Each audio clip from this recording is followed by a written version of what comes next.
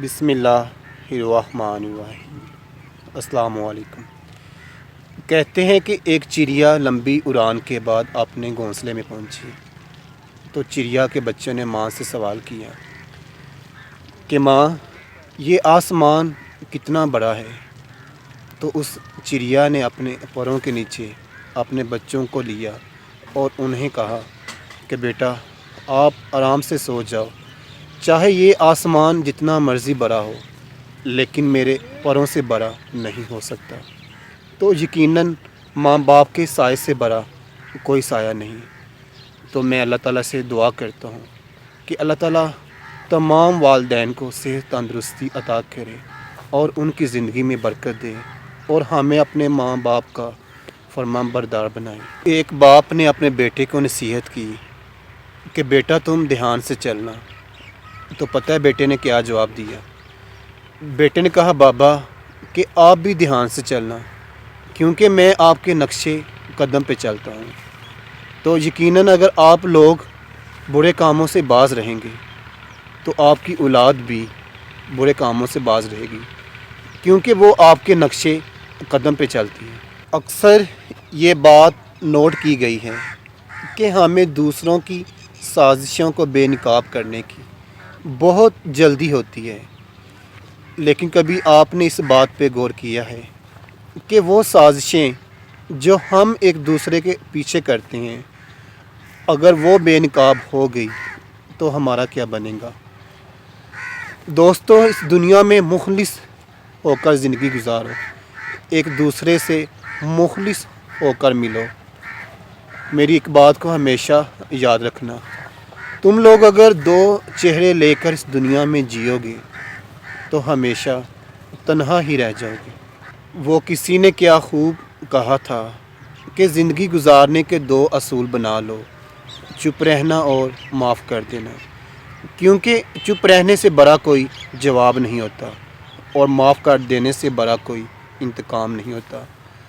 لیکن یقیناً آج ان دونوں باتوں کی ہم سب میں بہت زیادہ کمی ہے۔ ایک جگہ پہ بانو قدسیہ کہتی ہیں کہ محبت کبھی بھی چہرہ یا عمر دیکھ کر نہیں ہوتی، یہ اگر کسی عام سے چہرے والے سے بھی ہو جائے تو وہ دنیا کا سب سے خوبصورت چہرہ لگتا ہے۔ تو آپ دوستوں کی اس کے بارے میں کیا رائے ہے؟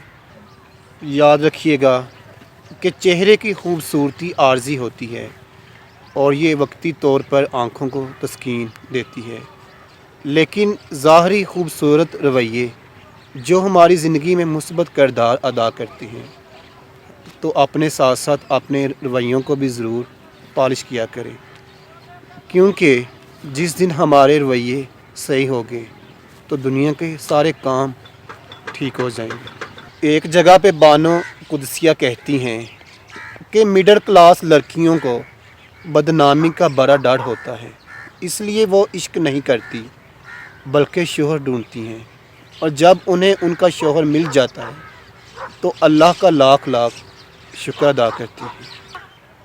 یہ ہوتی ہے انسانیت کی مثال۔